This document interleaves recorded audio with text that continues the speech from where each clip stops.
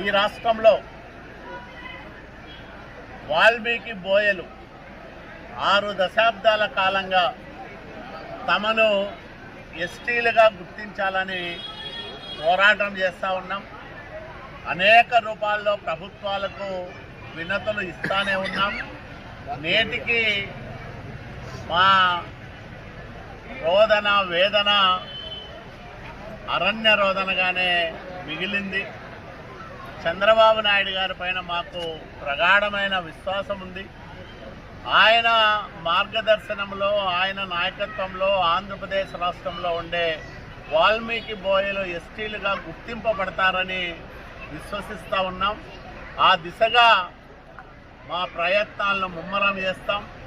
తప్పకుండా కేంద్ర ప్రభుత్వాన్ని ఒప్పించి ఆంధ్రప్రదేశ్ రాష్ట్రంలో నలుమూలల్లో ఉండే వాల్మీకులను ఎస్టీలుగా గుర్తింపజేసే శక్తి సామర్థ్యము చంద్రబాబు నాయుడు గారికి ఉన్నాయని నమ్ముతా ఉన్నాం.